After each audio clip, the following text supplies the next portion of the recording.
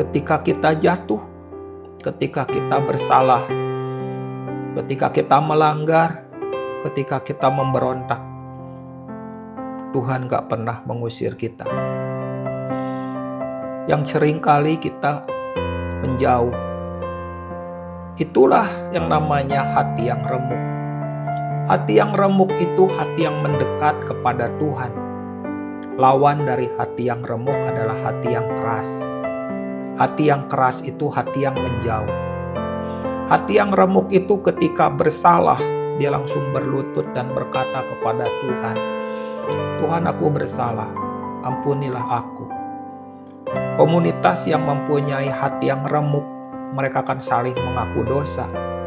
Seperti Alkitab mengatakan, supaya kamu sembuh, hendaklah kamu saling mengaku dosamu, supaya kamu sembuh. Komunitas yang hidup dalam hati yang remuk, mereka tidak menyembunyikan dosanya.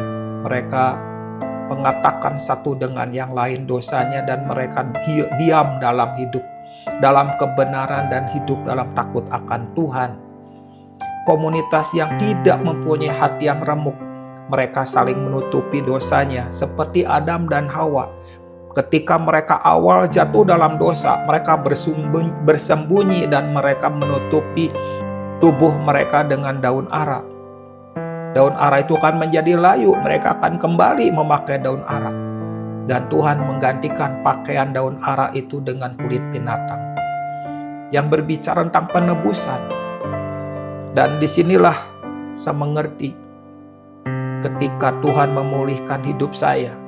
Ketika saya menerima Tuhan, saya menerima pengampunan, saya diterima, saya diakui, saya dipeluk, saya dikasihi.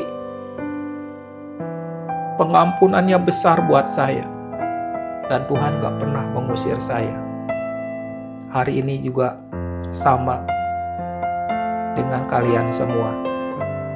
Dengar baik-baik, Tuhan tidak pernah mengusir engkau. Saya katakan dengan hati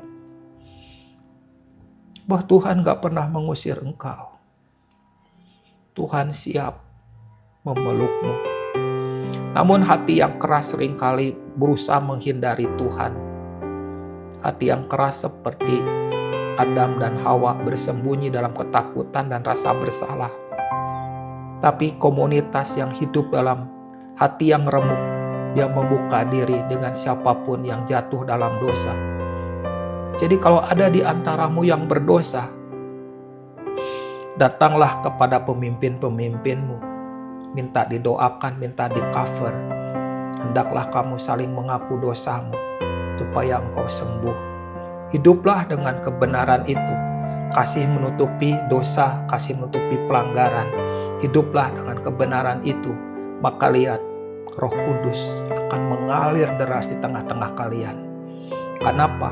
Karena di situ ada landasan buat Roh Kudus hidup, buat Roh Kudus mengalir, buat Roh Kudus betah tinggal di dalam komunitas kalian ini.